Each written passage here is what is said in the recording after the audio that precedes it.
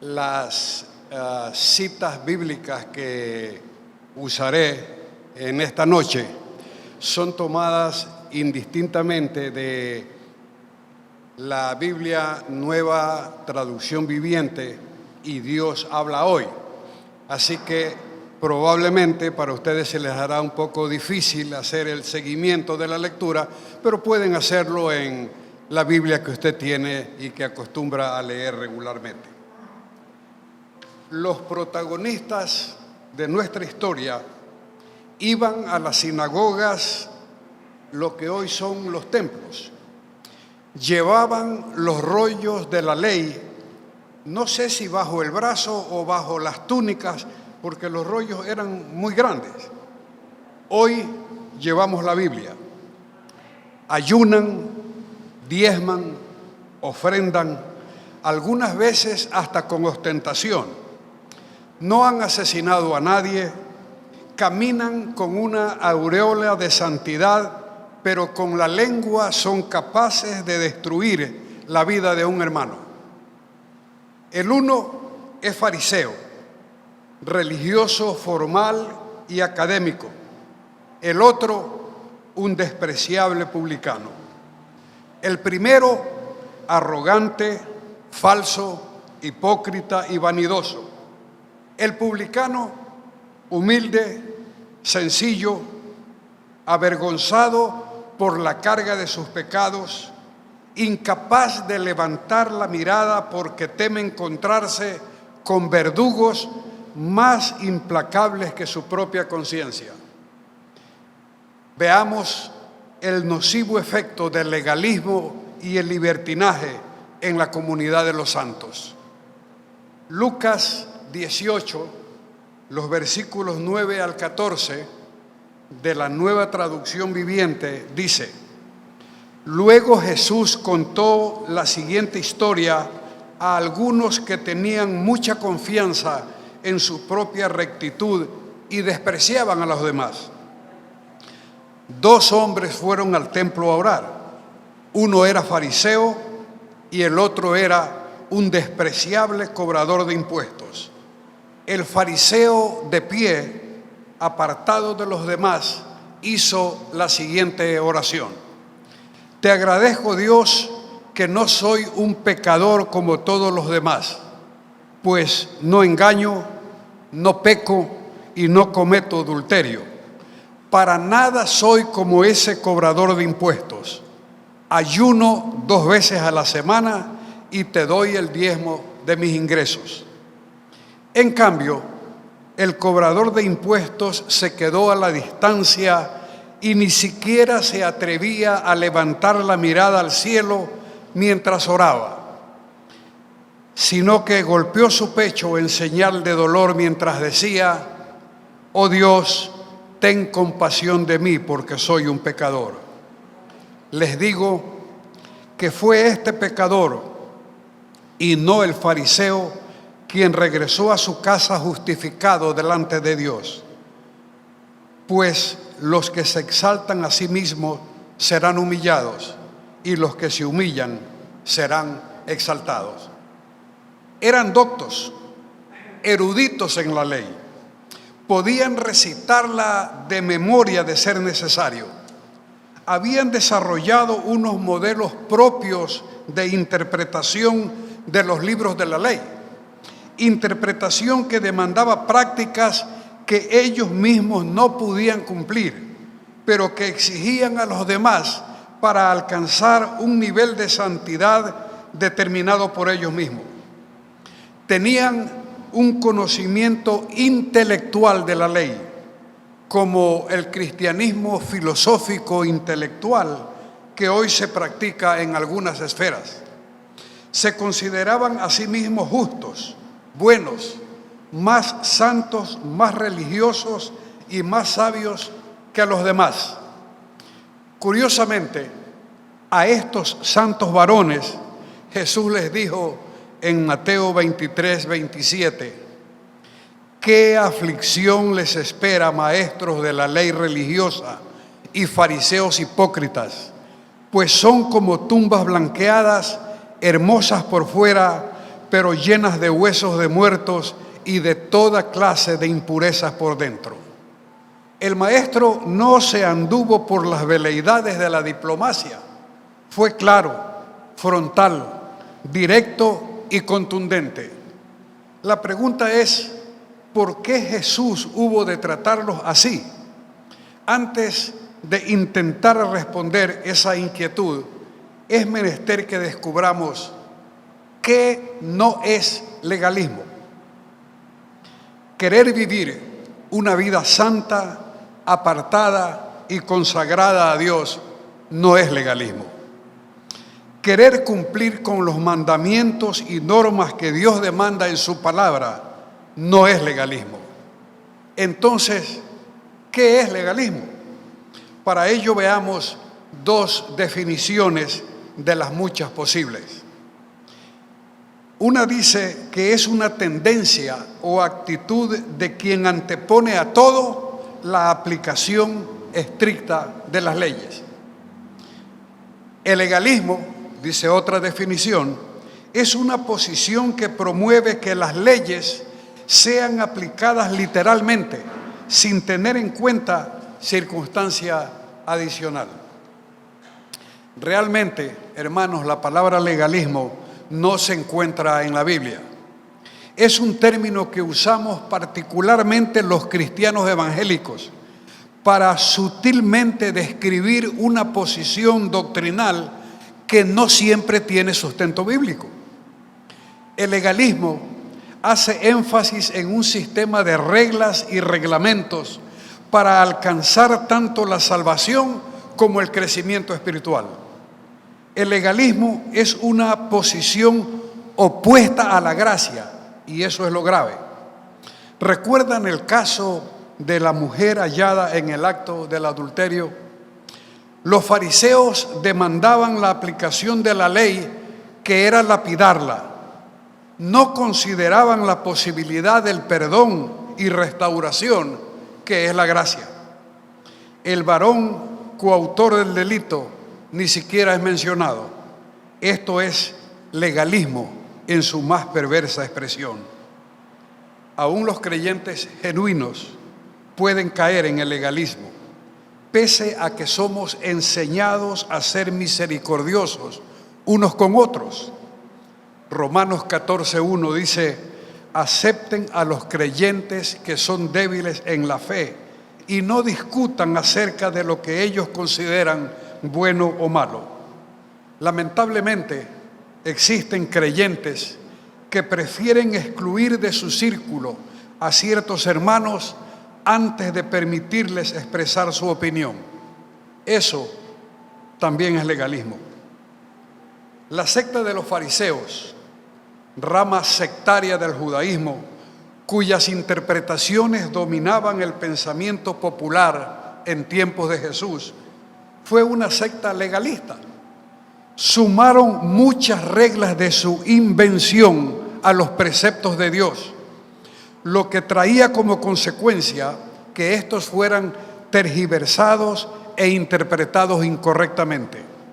Sus interpretaciones añadidas a la ley de Dios eran tan inconsultas que invalidaban la ley, haciéndola ineficaz. Recordemos la historia de Mateo 15, del 1 al 9. Maestros de la ley y fariseos reclaman a Jesús: ¿por qué tus discípulos desobedecen nuestra antigua tradición? No respetan la ceremonia de lavarse las manos antes de comer. Es curioso observar que no invocan específicamente un artículo de la ley, porque esa parte de la ley era aplicable únicamente para los sacerdotes. Como sus cuestionamientos no tenían fuerza legítima, apelan a la fuerza de la tradición.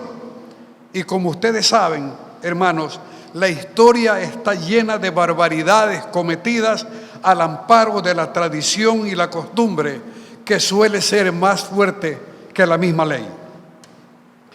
La respuesta del maestro fue firme. Recordó a esta secta el mandamiento que ordena honrar a padre y madre so pena de muerte irremisible. Honrar a los padres llevaba implícita la responsabilidad de velar por sus necesidades y sustento, algo que aquí en el país recién se pretende legislar, ya estaba instituido en la ley de Moisés. Los fariseos no cumplían precisamente esta parte de la ley con la excusa de que el dinero que gastarían en ayudar a sus padres era ofrenda destinada para Dios. Con este artificio priorizaban la tradición por encima de la misma ley. ¿Qué es eso? Legalismo descarnado. El tema de la circuncisión se prestó para la manipulación de la ley. Veamos lo que sucedió en Juan 7, 22 y 23. Pero ustedes también trabajan en el día de descanso al obedecer la ley de la circuncisión dada por Moisés.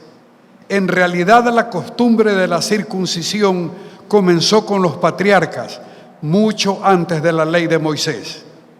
Pues si el tiempo indicado para circuncidar a un niño coincide con el día de descanso, ustedes igual realizan el acto para no violar la ley de Moisés. Entonces, ¿por qué se enojan conmigo por sanar a un hombre en el día de descanso? Legalismo, hermanos. Otro caso, en el capítulo 5 de Juan. En las cercanías del estanque de Betesda yace un hombre enfermo desde hace 38 años. Su incapacidad no le permitía caminar por sí mismo. Durante 38 años no había podido introducirse en las aguas del estanque para recibir sanidad. Durante 38 años nadie acudió en su ayuda para llevarlo al estanque, y otros enfermos se adelantaban y eran sanados. La frustración de no lograrlo le acompañaba por largos 38 años. Jesús le pregunta: ¿quieres ser sano? Era lo que este hombre deseaba desde hace 38 años, y le da a Jesús la misma explicación que venía dando por 38 años. Entonces Jesús le dice: toma tu lecho y anda. Como podemos ver, es una historia que abunda en detalles sobre la tragedia de un hombre y la sanidad de este hombre enfermo. Para los judíos, para los fariseos en particular, sanar en el día de reposo era sacrilegio, y cuestionaron a aquel hombre diciéndole: es día de reposo, no te es lícito llevar tu lecho. Así lo decía la ley de Moisés. La interpretación de ellos era que sanar a un enfermo en día de reposo equivalía a deshonrar ese día. Aún así, no tuvieron el valor de decirle: no puede ser sanado, y usaron el pretexto más absurdo que se les pudo ocurrir: no te es lícito llevar tu lecho, porque la ley sentenciaba que en día de reposo no era permitido hacer cosa alguna. Con interpretaciones forzadas de la ley, pretendían impedir un acto superior de amor y caridad cristiana, como es sanar un enfermo. Estas historias se repiten el día de hoy. Legalismo, otra vez. En Mateo 9, del 10 al 13, tenemos un episodio más. Publicanos, de quienes ya dijimos que eran socialmente despreciables, junto con pecadores se sentaron a la mesa de Jesús y sus discípulos.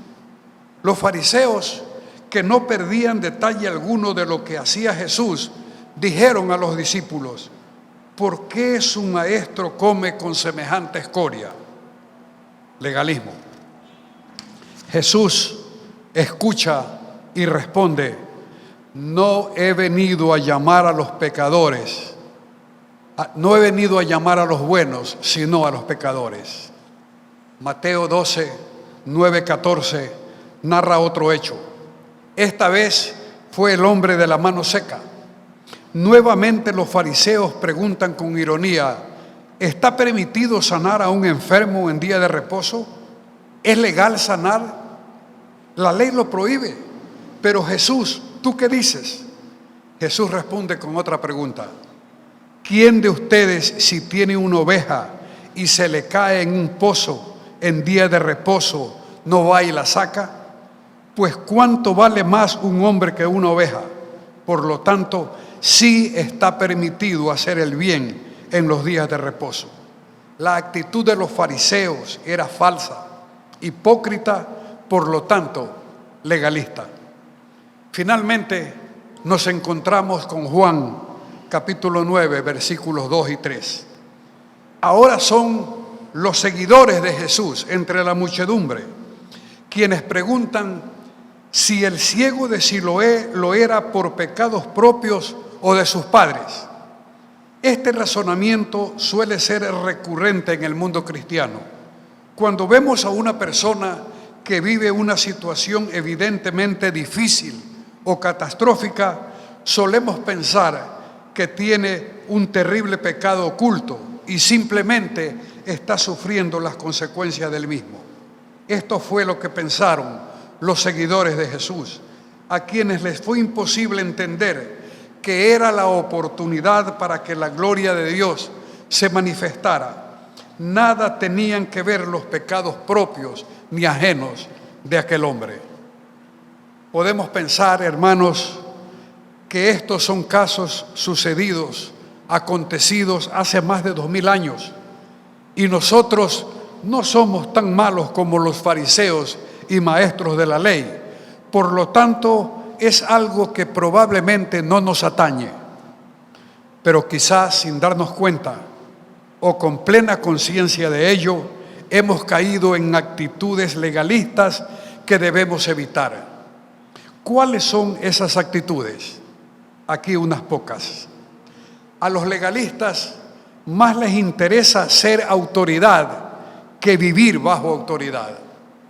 Jesús dijo en Mateo 23, del 2 al 4, los maestros de la ley y los fariseos tienen la función de interpretar la ley de Moisés. Por lo tanto, obedézcanlos ustedes y hagan todo lo que les digan, pero no sigan su ejemplo, porque ellos dicen una cosa y hacen otra. Atan cargas tan pesadas que es imposible soportarlas y las echan sobre los hombros de los demás, mientras que ellos mismos no quieren tocarlas ni siquiera con un dedo. Como cuando nosotros nos quejamos por las cosas que no se hacen en la iglesia o que se hacen mal, pero somos incapaces de preguntar en qué puedo ayudar. Los fariseos habían hecho creer a todos que ellos eran la voz autorizada de la ley de Moisés. Ellos la interpretaban y la aplicaban a su conveniencia. Jesús demandaba de los fariseos una interpretación precisa de las Escrituras y que ellos debían obedecerla, pero no lo obedecían. Realmente no les interesaba vivir bajo la autoridad de Dios. Querían elegir las leyes que les convenía y evitar las que no les convenía. Buscaban agregar sus propias leyes a la ley de Dios para dominar a los demás. Estaban más interesados en controlar el comportamiento de los demás que en compartir la carga con los demás. A los legalistas más les interesa impresionar a otros que servir a otros. Mateo 23:5.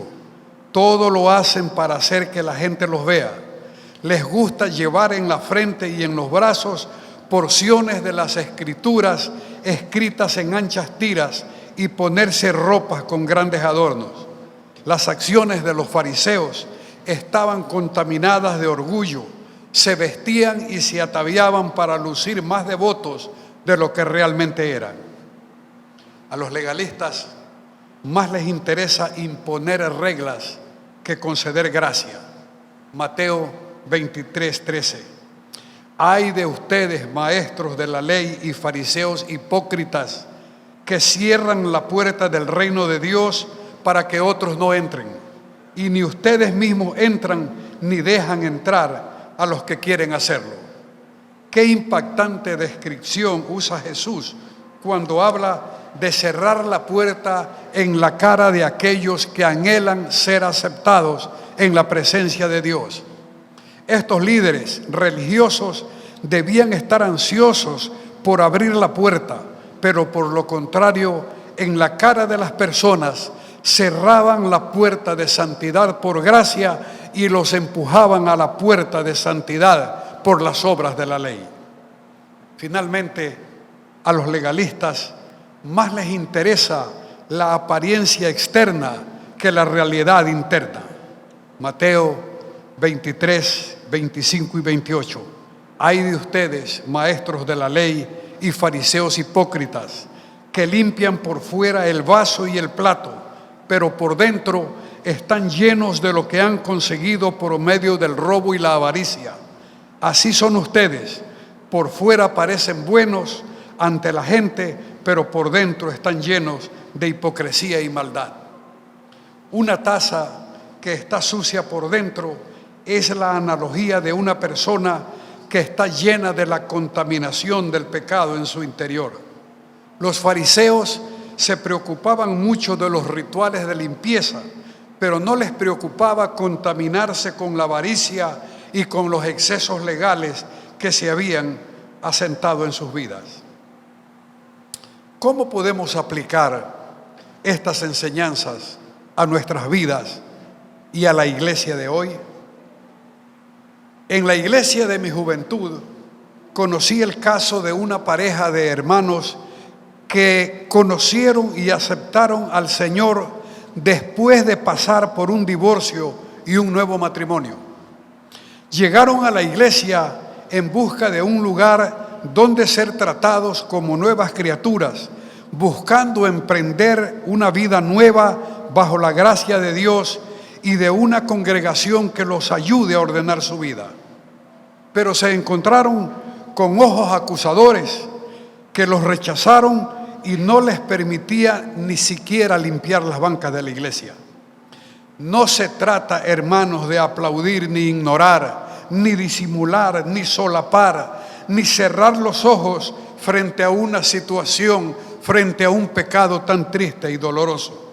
Se trata simplemente de ofrecer amor y discipulado bíblico. Caímos en el legalismo. En cualquier momento puede llegar una Rahab a nuestro entorno religioso. Una Rahab que, encontrando en Dios el perdón de sus pecados, no encuentra en la comunidad de los santos el hombro amable y la guía espiritual que necesita para vivir la experiencia de su nueva vida, porque la Biblia dice que las cosas viejas pasaron. Sin embargo, sí se encuentra con miradas furtivas, rumores sarcásticos y distanciamiento que evidentemente nada tiene que ver con el amor cristiano, pero sí con el rechazo mal disimulado de quienes debieron acogerla con gozo, alegría y compasión. Eso se llama legalismo. También estamos expuestos en nuestras iglesias a la llegada de hermanos a quienes los santos e inmaculados los tratan como los fariseos trataron al despreciable publicano. Visten andrajos espirituales. Su apariencia es el incomprensible testimonio de vidas cargadas de pecado, sucios por fuera y por dentro, tristes, desconfiados, avergonzados, asustados, temerosos por haberse metido en un lugar donde solo hay cabida para santos caminando sobre nubes. Nadie los recibe, no hay bienvenidas, todos rehúyen acercarse a ellos. Nuestra santidad pretende cambiarlos por fuera cuando lo primero que necesitan es cambiar sus corazones. Ese es nuestro trabajo, pero el legalismo es más fuerte que nuestras convicciones cristianas. Un sábado por la noche, la reunión de jóvenes estaba en curso. De pronto un joven entre 18 y 20 años, no muy limpio, de aspecto desgarbado, ojos rojizos, barba incipiente o cara sucia, daba igual, descuidadamente vestido, escuchó los cánticos que salían de la iglesia y abruptamente se paró en el umbral de la puerta. Hombres y mujeres que se encontraban en las últimas filas se levantaron presurosos en busca de las primeras bancas. Se asustaron porque un mundano había osado acercarse a un lugar de santos. En la reunión de jóvenes siempre hacía acto de presencia una pareja de hermanos adultos cuya función era ofrecer respaldo espiritual a los jóvenes y de paso cuidar que se portaran bien. Estos hermanos abordaron prontamente al intruso y educadamente, pero sin miramiento alguno, echaron al inesperado visitante. El joven no entendió por qué lo botaban, pero se fue sin oponer resistencia. Terminada la reunión, todos comentaron el incidente con curiosidad, pues nadie lo conocía. El sábado siguiente se repitió la historia. Antes de que las cosas se compliquen con los hermanos guardianes de la fe, otro joven de la iglesia se adelantó y abordó al despreciable publicano, invitándolo a sentarse con él. El publicano, el visitante, que obviamente no entendía los protocolos de silencio y reverencia que manejan los hermanitos, gritó con entusiasmo y a voz en cuello: «Gracias, pana». Aparentemente todo caminaba bien. El joven de la iglesia le explicó ciertas normas de comportamiento que aceptó a regañadientes, pero que realmente le costaba trabajo cumplir. Durante la oración final se fue presuroso. Esta escena se repitió por algunas semanas y meses. Ni siquiera se sabía su nombre, pero su comportamiento mejoraba lentamente. Un sábado fue invitado a quedarse después del culto para que participara en los santos y aburridos juegos de entonces. La clásica tapita de la olla, la botella que gira, la silla vacía al son de un corito. Terminada la reunión, comentó que los juegos eran aburridos, pero que le gustaban las peladas y que no estaba de acuerdo con lo que el padrecito había predicado relacionado con la cita bíblica de ofrecer la otra mejilla a quien le dé una bofetada. Tiempo después de asistir fielmente a la iglesia, aceptó a Jesús como su Salvador personal. Maduró y creció espiritualmente. Dios cambió su corazón y su apariencia exterior también. Consiguió un buen trabajo y se casó con una de las jovencitas que le huyó la primera vez que se paró en el umbral de la iglesia. Hoy tienen una familia feliz, linda, continúan asistiendo a la misma iglesia. Por muy poco, el legalismo que demanda no juntarse con mundanos y pecadores hubiera impedido llevar una vida a Cristo. Solemos criticar la manera de vestir de los hermanos. Asociamos la falda o los pantalones con cierto grado de religiosidad inventado por nosotros y medido con nuestro propio termómetro espiritual. Todavía hay iglesias renuentes a sostener con dignidad a sus pastores, porque siendo siervos de Dios, la Biblia dice que deben vivir por fe. Opinan que Dios les proveerá para sus necesidades y que no deberían esperar una remuneración de la iglesia. ¡Qué inmadurez! He conocido iglesias donde hermanos con mejor posición económica retienen sus diezmos y ofrendas solo para no sostener al pastor. Legalismo grosero, mezquino e impúdico. Sin embargo, debemos reconocer que el término legalismo a menudo es usado incorrectamente en la subcultura cristiana. Algunos podrían llamar legalista a Juan el Bautista porque lo juzgan como alguien con una mentalidad cerrada que no le permitía entender que la relación entre Herodes y su cuñada era algo que hoy los intelectuales llaman relación consensuada entre adultos. Precisamente por mente cerrada le cortaron la cabeza. Lo que sucede realmente es que el legalismo se muestra de manera sutil. Muchos entendemos la vida cristiana como un listado de hacer esto y no hacer aquello. Hemos convertido el cristianismo en una serie de principios fríos y frívolos. Esto es una forma de legalismo. Debemos obedecer a la ley, sí, pero sin violentar el espíritu de la misma. En las autopistas modernas, la señalética indica que los límites de velocidad son máximo 100 kilómetros hora y mínimo 60 kilómetros. La idea es, por un lado, evitar accidentes por exceso de velocidad y por otro, evitar que se obstruya innecesariamente el flujo vehicular.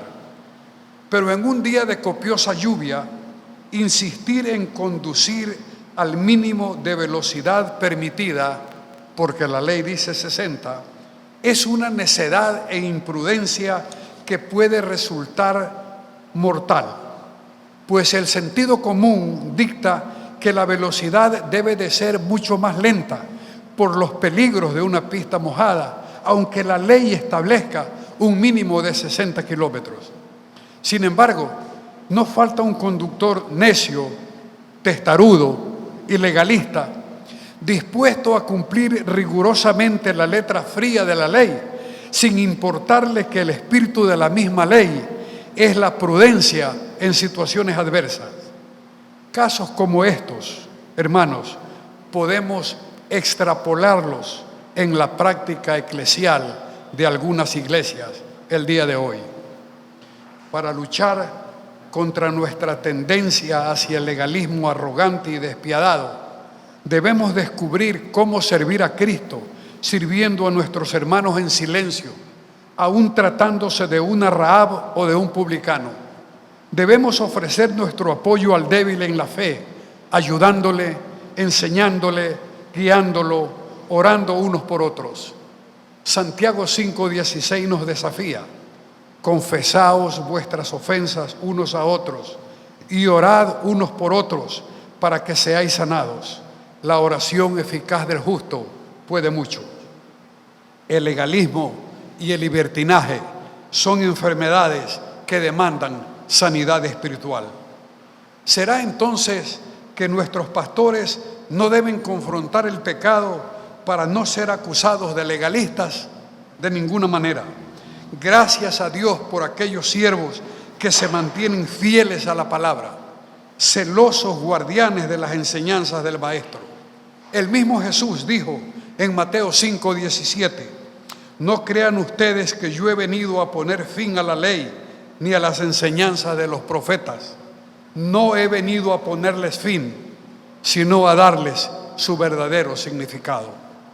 Y más adelante, en Mateo 12:8, recuerda a los fariseos y a los legalistas lo siguiente: el Hijo del Hombre tiene autoridad sobre el día de reposo. Él es Señor por encima del legalismo dogmático. Pero el libertinaje cristiano, hermanos, es tan dañino como el legalismo cristiano. Uno y otro son posiciones extremas, y las posiciones extremas fácilmente nos llevan fuera de la voluntad de Dios.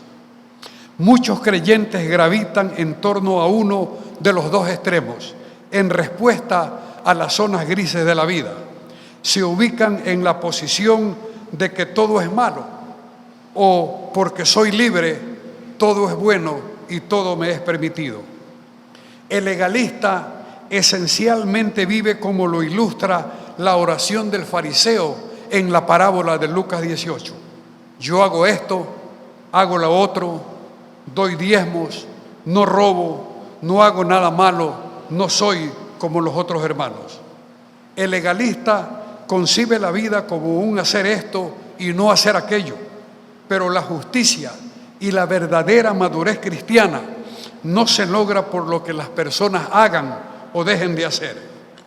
El otro extremo, el libertinaje, es igualmente peligroso, pero por las razones contrarias. En vez de someterse a una lista interminable de reglas rígidas, muchos en las iglesias han pasado a la otra dirección. Confunden la libertad con el libertinaje y usan la libertad que Cristo nos da como una licencia para todo tipo de actividades sin restricción alguna, comprometiendo el testimonio personal. Este tipo de espíritu libertino ha ingresado en algunas iglesias en los últimos años y sus consecuencias son tan desastrosas como evidentes. Piensan que si Jesús consintió el vino, ¿qué de malo tiene que yo lo brinde con mis amigos en una reunión recurrente como lo hacen los inconversos? Son ejemplos sacados de contexto que solemos argumentar para justificar lo injustificable. Yo no sé, hermanos, si tomarse una cerveza es pecado, pero sí sé que el mal testimonio lo es porque afecta a los nuevos y débiles en la fe. 1 Corintios 10:23 dice: todo me es lícito, pero no todo conviene. Todo me es lícito, pero no todo edifica. Dios nos ayude, hermanos y hermanas, a vivir nuestra vida cristiana como Él claramente lo dispone en su palabra. Hace apenas 2 domingos, si la memoria no me es infiel, el pastor usó en su sermón la cita de Efesios 4:22, que dice: en cuanto a su antigua manera de vivir, desháganse ustedes de su vieja naturaleza que está corrompida, engañada por sus malos deseos. Dios nos libre del legalismo dogmático y del libertinaje pagano. Amén.